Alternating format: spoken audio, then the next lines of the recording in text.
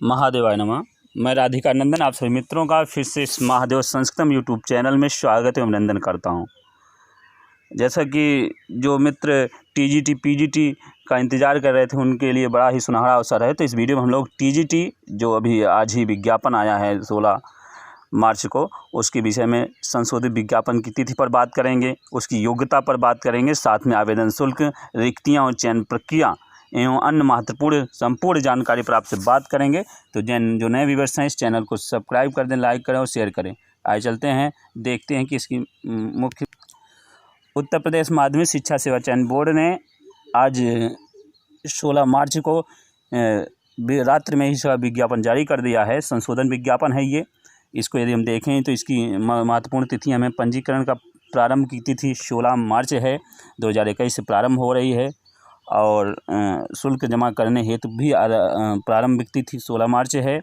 आवेदन पंजीकरण का अंतिम तिथि 11 अप्रैल है और आवेदन शुल्क जमा करने की अंतिम तिथि 13 अप्रैल 2021 है और ऑनलाइन आवेदन सबमिट करने की भी अंतिम तिथि 15 अप्रैल 2021 है। अर्थात आपके पास 16 से लेकर 15 तक का समय है, एक माह का समय है, 16 मार्च से 15 मार्च तक।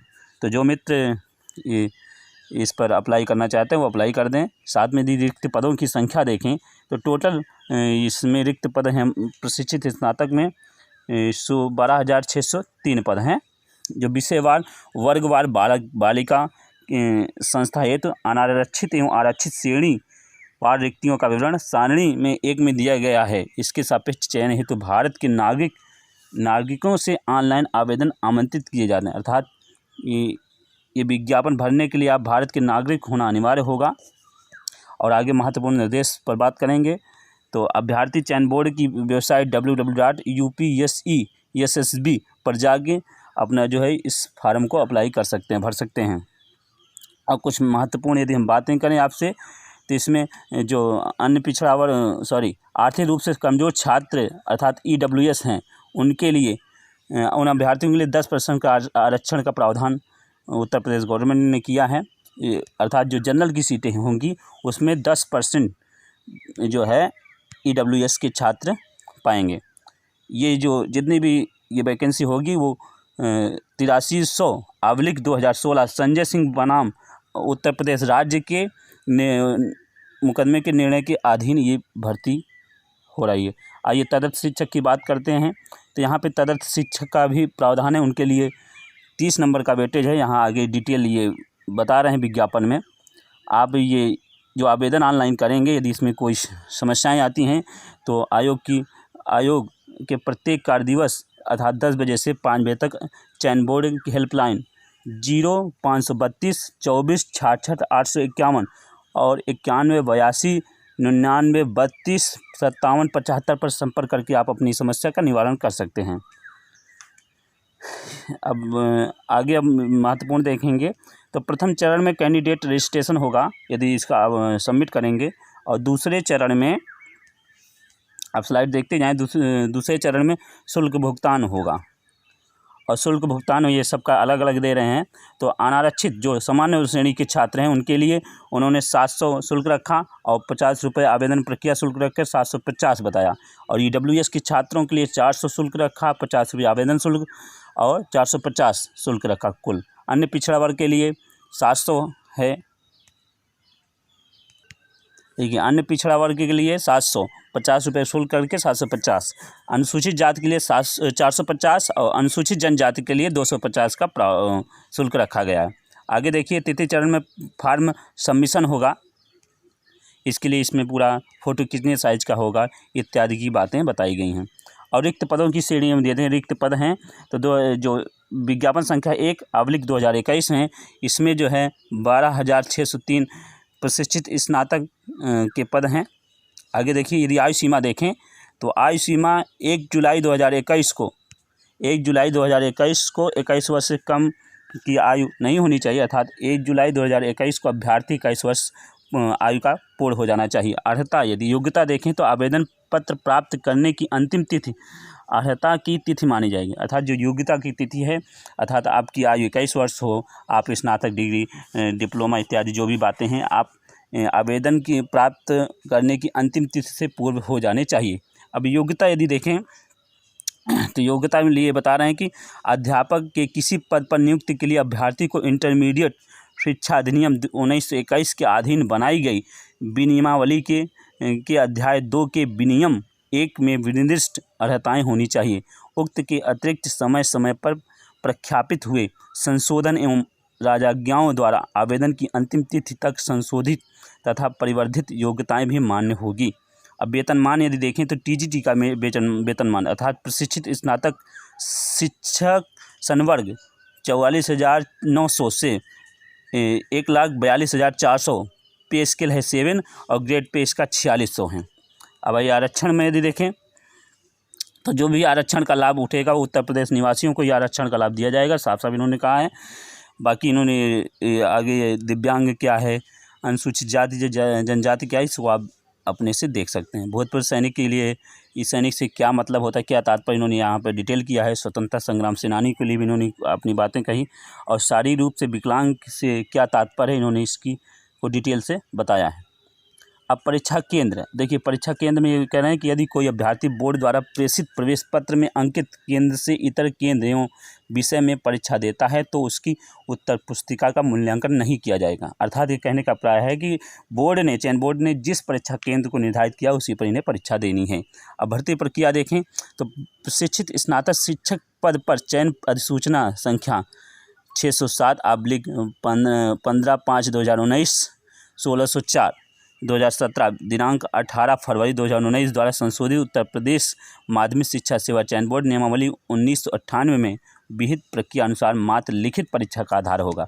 अर्थात यहाँ से इंटरव्यू उन्होंने समाप्त कर दिया है और परीक्षा का आधार केवल लिखित परीक्षा बताया है, इसी पर आपकी मेरिट बनेगी, इसी पर चयन होगा।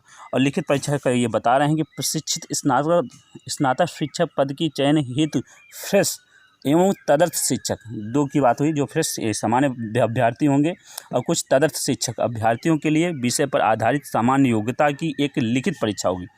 एक लिखित परीक्षा होगी जिसमें 500 अंक का एक प्रश्न पत्र होगा। कुल प्रश्नों की संख्या 125 होगी और प्रत्येक प्रश्न 4 अंक का होगा। सभी प्रश्न अनिवार्य होगा।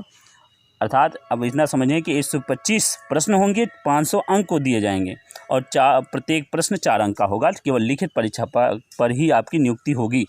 अब समयावधि की बात करें तो प्रश्न पत्र को हल करने की समयावधि मात्र 2 घंटे होगी। 2 घंटे में आपको करना है पेपर अपना। अब प्रश्न पत्र प्रारूप यदि बात करें तो प्रश्न पत्र प्रारूप बहुविकल्पी होगा। प्रत्येक प्रश्न के उत्तर 4 विकल्प दिए गए जाएंगे, उसमें से केवल एक सबसे उपयुक्त विकल्प का चयन अभ्यर्थी को करना होगा।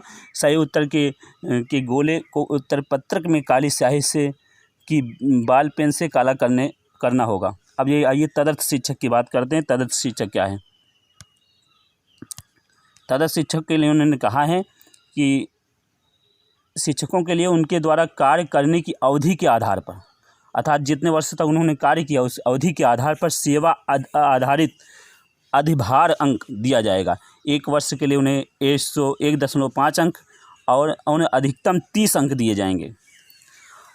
और तदर्थ प्रशिक्षित स्नातक शिक्षकों द्वारा लिखित परीक्षा में पाए गए प्राप्तांकों में सेवा आधारित अधिभार अंक अर्थात वेटेज जोड़ दिया जाएगा, जो किसी भी दशा में पूर्णांक 500 से अधिक नहीं होगा। कहने का प्राय है यदि किसी तदर्थ शिक्षक ने 125 अंक पूरे कर दिए, 125 क्वेश्चन पूरे कर दिया, वो 500 अंक पा गया तो जो अधिभार है उसमें नहीं जोड़ा जाएगा। लेकिन यदि उससे कम करता है, 500 से अंक कम है, तो उसके अधिभार उसमें जोड़ दिए जाएंगे उसकी मेरिट में। अब चयन हेतु मेरिट कैसे बनेगी ये देखिए। तो लिखित परीक्षा के आधार पर अभ्यर्थी द्वारा प्राप्त अंकों तथा तदर्थ प्रशिक्षित स्नातक शिक्षकों द्वारा प्राप्त अंकों, लिखित परीक्षा का प्राप्तांक प्लस सेवा आधारित अधिभार अंक के आधार पर प्रशिक्षित स्नातक शिक्षक के चयन हेतु उत्तर प्रदेश माध्यमिक शिक्षा सेवा चयन बोर्ड की संख्या के आधार पर 25% से अनधिक को लेकर पैनल लिस्ट मेरिट क्रमानुसार तैयार की जाएगी, जिसे डी हाउस ऑफिस में भेजा जाएगा, वहां जहां से उनका विद्यालय आवंटन लिस्ट जारी होगा। अभ्यर्थियों के सामान्य निर्देश ये आप देख सकते हैं। इसमें वो अब उन अभ्यर्थियों की बात की गई है जो इसके पात्र नहीं है। जैसे ऐसे पुरुष अभ्यर्थी जिनकी ऐसे अधिक महिलाएं हैं, स्त्रियां हैं, महिलाएं हैं, पत्नियां हैं, वो इसके पात्र नहीं होंगे। जो मानसिक रूप से विकलांग हैं वो भी इसकी प्राप्त नहीं होंगे इत्यादि विभिन्न बातें इसमें बताई गई हैं। आप डिटेल आप जानकारी पढ़ लीजिएगा और ये खास बातें इसमें नहीं है। आगे देखते हैं हम। अब यहाँ महत्वपूर्ण निर्देश की बात करें, ये भी कुछ खास नहीं है। अब इसके आगे आप देखें तो ये अनुसूचित जनजाति की जात प्रमाण पत्र का प्रारूप दे रहे हैं आपको। उसके बाद ये आगे आप आगे चलते जाइए।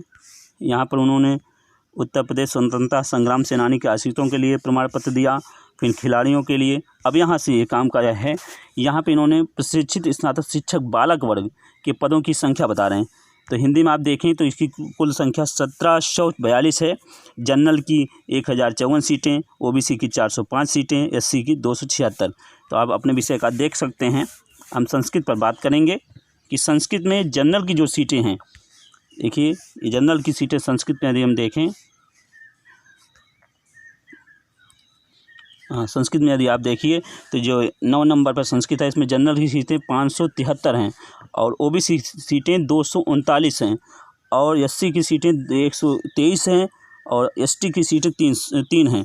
टोटल 938 सीट है, बहुत ही ज़्यादा पद है। और जो यदि ईडब्ल्यूएस की हम बात करें तो 573 का 10% आप निकालेंगे तो लगभग 57 सीट ईडब्ल्यूएस के लिए आरक्षित होगा।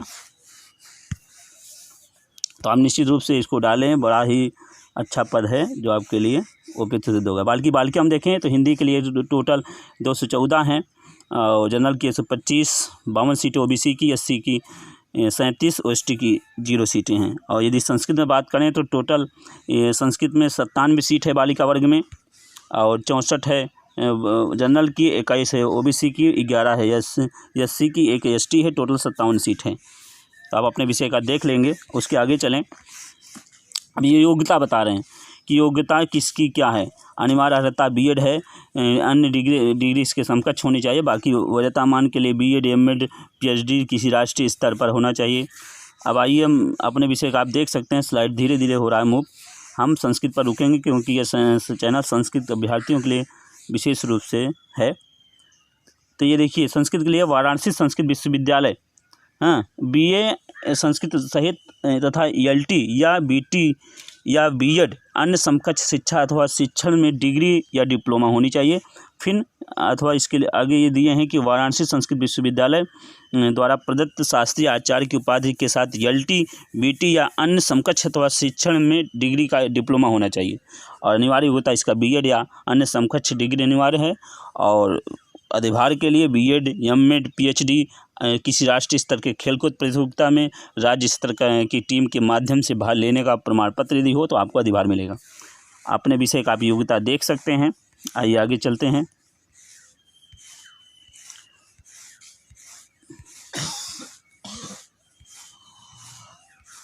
आगे देखें, आधे अधिनियम ये बता रहे हैं, इसमें कुछ खास बातें नहीं हैं। आप आगे ऐसे चलते चले जाइए तो ये विकलांगता की विशेष बात बता रहे हैं। आगे इसमें आप देखिए आगे क्या कहता है। आगे कुछ नहीं, इस वीडियो में इतना ही। तो निश्चित रूप से आपकी इसकी संपूर्ण जानकारी आपको प्राप्त हो गई है। रही बात परीक्षा तिथि की, तो अभी आयोग ने परीक्षा तिथि का कोई निर्धारण नहीं किया है। शीघ्र ही वो साइट पर परीक्षा तिथि को निर्धारित करेंगे। तो इस वीडियो में इतना ही। हम नेक्स्ट वीडियो में पीजीटी की संपूर्ण जानकारी के साथ उपस्थित होंगे। तब तक के लिए महादेवाय।